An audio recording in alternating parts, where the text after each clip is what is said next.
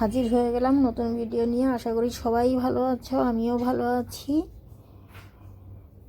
আজকে আমি শেয়ার করতে চলেছি চিকেন বিরিয়ানি। তো এখানে আমি চিকেন বিরিয়ানির জন্য সব ইনগ্রিডিয়েন্টসগুলো রেডি করে নিয়েছি। মশলাপাতিগুলো রেডি থাকলে বানাতে টাইম লাগে না। তো এখানে আমি বিরিয়ানির জন্য একটা মশলা বানাবো। এর জন্য কড়াই নিলাম, কড়াইতে দিয়ে দিলাম 2টো বড় এলাচ, 2 থেকে 3 টুকরো ছোট সাইজ ভেঙেই দিয়েছি, বড় সাইজের একটা 3-4 টুকরো করে নিলাম। দারচিনি, এখানে 4 থেকে 5টা গোলমরিচ, লং দিয়ে দিলাম। স্টার অ্যানিস দিয়েছি। লো ফ্লেমে এটাকে ভাজতে হবে। জাবিত্রী দিয়ে দিলাম, এলাচ দিয়েছি 3 থেকে 4টে। আমি একটা একটা করে দিচ্ছি মশলাগুলো, কারণ এক একটা মশলা তাড়াতাড়ি ভাজা হয়ে যায় আর এক একটা আবার একটু টাইম লাগে, যার জন্য একটা একটা করে আমার দিতে হলো। আর সব লাস্টে আমি জিরে আর ধনে দিয়ে দিলাম। এখানে শাহি জিরে দিয়েছি 1/2 টিস্পুন আর 1 টেবিল স্পুন দিয়েছি গোটা ধনে। ফ্রাই করা হয়ে গেছে, একটু এইভাবে ঝাঁকিয়ে নিলাম যাতে সবগুলো মশলা সমানভাবে ভাজা হয়। তো ভাজা আমার হয়ে গেছে, এটা আমি সাইডে রেখে দিলাম। আমি এই যে কড়াইতে ভেজেছিলাম এই কড়াইয়ের মধ্যে কিছুক্ষণ রেখেছিলাম, তারপরে এটা আমি পাউডার করে নিলাম। এটা করলে মশলাটা ভালো ভাজা হয়, মচমচে থাকে। এখানে আমি জল বসিয়ে দিয়েছি। এখানে 2 লিটারের উপরে হবে জল, 2.5 লিটার জল। 1 কেজি চালের বিরিয়ানি হবে। আর এখানে তেজপাতা আমি দিয়ে দিলাম এখানে 2টো এলাচ ফাটিয়ে, এভাবে মুখ ফাটিয়ে দিতে হবে, নইলে এলাচের ফ্লেভার পাওয়া যাবে না। আর এখানে আমি দিয়ে দিলাম 1 টুকরো দারচিনি। নুন দিতে হবে, একটু বেশি পরিমাণের মতো নুন দিতে হবে। নুন দেওয়ার পরে আমি এইভাবে নেড়ে দিলাম। আর এটা আমি দিয়েছি শাহি জিরে দিয়েছি, 2টো লঙ্কা, কাঁচা লঙ্কা এইভাবে আমি ফাটিয়ে দিলাম। ফাটিয়ে দিলে এটার ফ্লেভার ভালো পাওয়া যায়। তো জল আমার ফুটে গেছে। এখানে আমি 1 কেজি বাসমতি রাইস ভিজিয়ে রেখেছিলাম, ধুয়ে চালটা ভালোভাবে ভিজে ফুলে গেছে। এই জলটা আমি ভালো মতো করে ফুটিয়ে নেব। আমি ঢেকে দিলাম। জলটা আমার ফুটে গেছে, এখন আমি আবার নেড়ে চেড়ে দিব। এই জলের ভেতরে ভালোভাবে ফুটিয়ে নিলে সব রকমের মশলার ফ্লেভারটা খুব ভালো আসবে। তো এখন আমি ভিজিয়ে রাখা চালগুলো দিয়ে দিচ্ছি। এই চালটা দেওয়ার পরে দাঁড়িয়ে থেকে এই রাইসটা ফুটিয়ে নিতে হবে। যারা একদমই নতুন রাঁধুনি তারা এতগুলো চালের বিরিয়ানি করতে যাবে না, এত বড় হাঁড়িতে পারবে না। অল্প করে ট্রাই করবে প্রথম, যদি হাত পাকা হয়ে যায় তাহলেই বেশি পরিমাণে রাইসের বিরিয়ানি তৈরি করবে। তো আমার এটা করতে করতে আমার একটা হ্যাবিট হয়ে গেছে, যার কারণে আমি পারছি। যারা তোমরা ছোট আছো, নতুন রাঁধুনি, তারা এত বেশি করতে যাবে না, বারবার বলছি। অল্প স্বল্প করে ট্রাই করবে, আস্তে আস্তে ভালো হবে। যখন ভালো হতে হতে বেশি ভালো হবে তখনই এতগুলো রাইসের বিরিয়ানি করা যায়, নিজের থেকে এটা এসে যায়, এটা বলার কথা নেই। এই তো আমি চালগুলো আমার হয়ে গেছে। এটা 50% রাইস কুক করতে হবে, এইভাবে কুক করে, নাহলে বেশি ওভার কুক হয়ে গেলে বিরিয়ানির রাইসগুলো ভেঙে যাবে। তো আমি এইভাবে একটা ঝাঁঝরি চামচ দিয়ে ছেঁকে উঠিয়ে নিয়েছি। আমি ফ্যানের হাওয়াতে কিছুক্ষণ এটা একটু ঠান্ডা করতে দিয়েছি, টেবিলে রেখেছি আমি। আর বাকি যে রাইসটা ছিল ওটা আমি যেইভাবে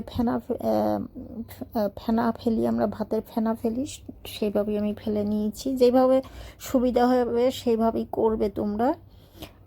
আমি যে বলেছি ঝাঁঝরি চামচ দিয়ে বা ভাত যেরকম আমরা ফেনা গালি সেইভাবেই না, তোমরা তোমাদের সুবিধা মতো করবে। এদিকে আমার রাইসগুলো ঠান্ডা হচ্ছে। আর এখানে আমি একটা অ্যালুমিনিয়ামের হাঁড়ি বসিয়ে দিয়েছি। হাঁড়িটা অবশ্যই প্রিহিট করে নেবে, নাহলে কিন্তু রাইসগুলো সেটে যাবে। যখন রাইসগুলো পেঁয়াজ মশলার সঙ্গে কষাতে গেলেই সেটে যাবে, ওই জন্য গরম করে নিতে হবে। আর তেল আর ঘি দুটো আমি মিশিয়ে, বিরিয়ানি বা পোলাও যেটাই করি না কেন, দুটো মিশিয়ে আমি নেই। আমি তেলের পরিমাণটা একটু বেশি নিই, ঘিয়ের পরিমাণটা কম নিই, সবসময় এটা আমি করে থাকি। তোমরা তোমাদের হিসাব মতো, তোমাদের শরীর যেটাতে ভালো থাকবে তোমরা সেইভাবেই করার চেষ্টা করবে। আমি আমার মতো করছি, তোমরা শুধু আমার বিরিয়ানি করার প্রসেসটা দেখবে। আমার ইনগ্রিডিয়েন্টসের মাপটা তোমরা ফলো করতেও পারো, আবার তোমরা তোমাদের চালের পরিমাণ হিসাবে তোমরা মশলা দেবে। যেমন আমি 1 কেজি চালের রাইস বানাচ্ছি, বিরিয়ানি বানাচ্ছি এখানে। আমি 1 কেজি চালে যতটা মশলা লাগবে আমি আমার মাপ মতো নিচ্ছি। আর কারো যদি শরীর খারাপ, বিরিয়ানি খেতে পারবে না, সেই ক্ষেত্রে বলবো তোমরা ঘিটা ইউজ করবে না, তেলটা খুব কম ইউজ করবে। আর মশলা যে যেরকম খাবে সেরকম কম বেশি করে নিবে, এতে কোনো অসুবিধা হবে না। শুধু তো এখানে আমি মশলা দিয়ে দিয়েছি। এখানে আদা রসুন বাটা দিলাম, সামান্য জল দিলাম, এখানে 1/2 কাপের মতো জল দিয়ে মশলাটা ভালো করে কষে নিচ্ছি। খুব বেশি কষাতে লাগে না এই মশলা। এই তো এখানে আমি 2 চামচ 2.5 চামচের মতো আদা রসুন বাটা একটুখানি সামান্য জল দিয়ে মিশিয়ে এটা আমি দিয়ে দিলাম।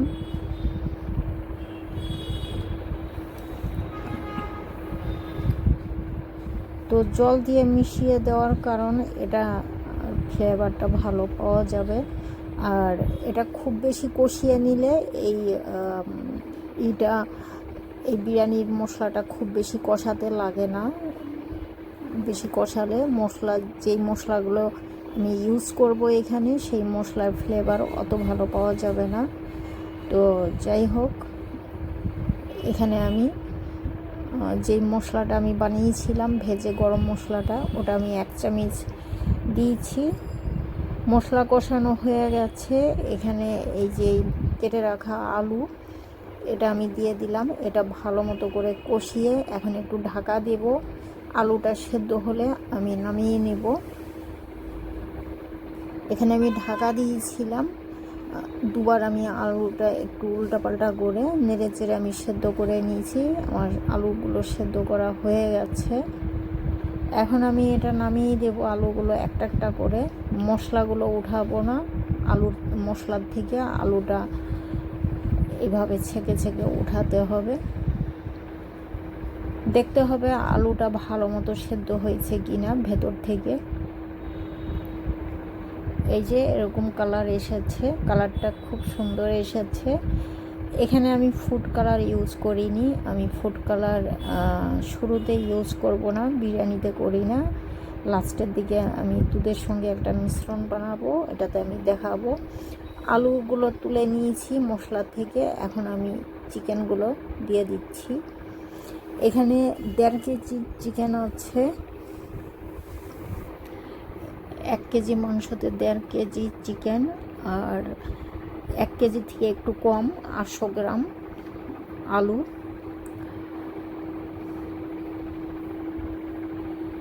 তো যাতে তলায় না ধরে, তলাটা একটু ভালো করে নাড়তে হবে। মাঝখানে একটু খুন্তি দিয়ে নাড়া দিয়ে দিতে হবে একটু পর পর, যাতে তলায় না ধরে যায়। এখানে আমি দই দিচ্ছি। শুরুতেই আমি এখানে 50 গ্রাম দই নিলাম, লাগলে আর একটুখানি দেব। বেশি দিলে টক হয়ে যাবে, বেশি টক দই লাগে না এই বিরিয়ানিতে।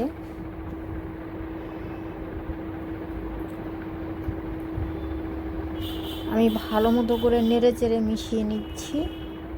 টক দইটা চাইলে তোমরা মশলার সঙ্গে কষিয়ে নিতে পারো। আলু দেওয়ার পরে, আলু যখনই উঠিয়ে নিবে তখনই দই দিতে হয়। এখানে আমি আলু বোখারে দিয়ে দিচ্ছি।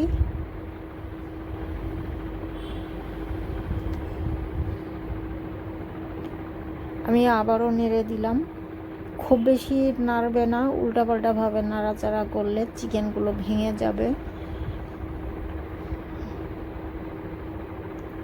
আমি যেইভাবে দেখাচ্ছি তোমরা ঠিক এইভাবে এটা যদি ফলো করো, আশা করি তোমাদেরটাও আমার চেয়ে ভালো হবে। এখানে আমি একটা মিশ্রণ বানিয়ে নিব। এই যে বললাম দুধের সঙ্গে একটা মিশ্রণ বানাবো। এখানে আমি 1 কাপ দুধ নিয়েছি, আর এই যে পাউডারটা যে আমি অ্যাড করলাম এটা এলাচের পাউডার, 1 চামচ এলাচের পাউডার দিয়েছি। এটা আমি মিষ্টি আতর দিচ্ছি। মিষ্টি আতরের বোতল খালি শেষ হয়ে গেছে, আমি আর একটা আতরের বোতল খুলে সেখান থেকে আমি ইউজ করব। এখানে 2 ড্রপের মতোই বেরিয়েছে, আমি পরে আবার অন্য বোতল থেকে নেব। আর এটা আমি কেওড়া জল দিচ্ছি, 2 চামচ 2 টেবিল স্পুন কেওড়া জল অ্যাড করলাম, আর 1 টেবিল স্পুন গোলাপ জল অ্যাড করলাম। গোলাপ জল কম লাগে কেওড়া জলের থেকে, গোলাপ জলটা একটু স্ট্রং হয় বেশি। আর এখানে খোয়া নিয়েছি আমি, এখানে আমি 1/2 কাপের মতো খোয়া নিয়েছি। এটার মেজারমেন্টটা আমি ডিসক্রিপশানে বলে দেব।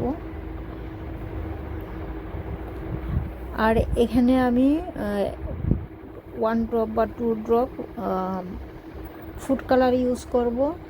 যারা ফুড কালার পছন্দ করো না, এখানে স্যাফরন ইউজ করতে পারো। স্যাফরনটা দুধের মধ্যে ভিজিয়ে দেবে, এটা কালার এসে যাবে। শুরুতে আমি সেটাই করতে যাচ্ছিলাম, তো আমি দেখলাম যে এটা ফুড কালার একটু দিলে ভালো হয়। আমি জাফরানও দিয়েছি, এটা ফ্লেভারের জন্য অল্প দিয়েছিলাম, খুব বেশি দেইনি কারণ আমার কাছে অল্পই ছিল।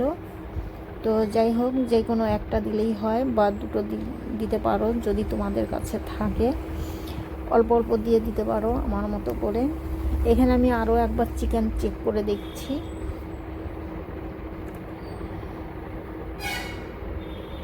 চিকেনটা আমার অনেকটাই হয়ে গেছে। এখন আমি এখানে আমি কিছু মশলা দিব।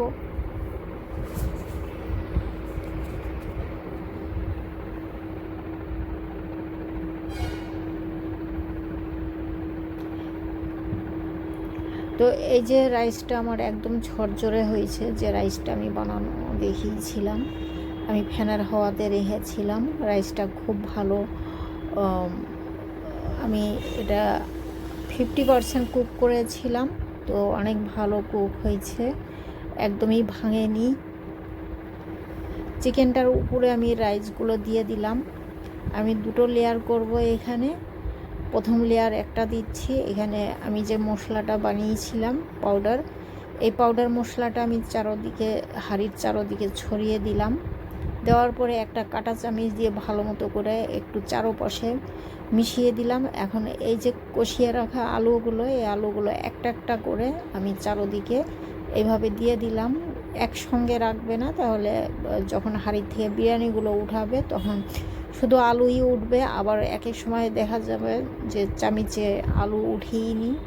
তো এই যে দুধের মিশ্রণটা যে আমি বানিয়েছিলাম, এই মিশ্রণটা আমি চারপাশে দিয়ে দিচ্ছি চামিচ দিয়ে। এইভাবে ক্রস কেটে দিবে বা ঘুরিয়ে দিলেই হবে, সব থেকে ভালো হয় ক্রস কেটে দিলে, তাহলে চারোদিকে সমানভাবে দুধের মিশ্রণটা বসবে ভালো, আর ফ্লেভারটা ভালো আসবে। বাকি রাইসগুলো আমি উপরে দিয়ে দিলাম। তো এখানে আমার 2টো লেয়ার হয়েছে।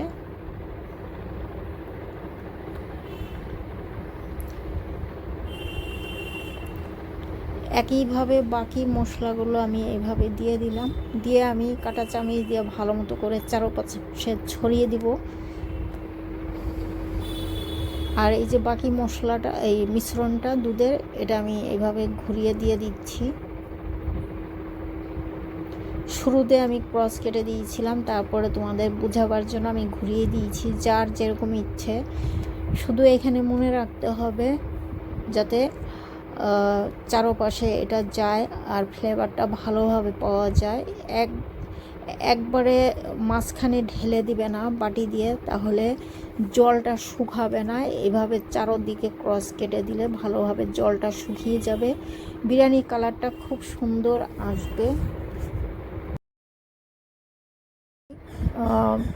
20 মিনিট আমি গ্যাস অন করে রেখেছিলাম। যখন দমে দিয়েছিলাম গ্যাস অফ করে 30 মিনিটস রেখেছি তাওয়ার উপরে। 30 মিনিটস পরে আবার খুলে আমি একটা প্লেটে সার্ভ করে নিলাম আমার যতটা লাগবে। এই যে বিরিয়ানির লুকটা দেখো এমনটা হয়েছে। তো কেমন লেগেছে কমেন্টস করবে যদি ভালো লাগে, আর যদি এইখানে কোনো মিসিং থাকে সেটা জানাবে কমেন্টসে। তো আজকের মতো এখানেই, আবার দেখা হবে নতুন ভিডিও নিয়ে। ভালো থেকো।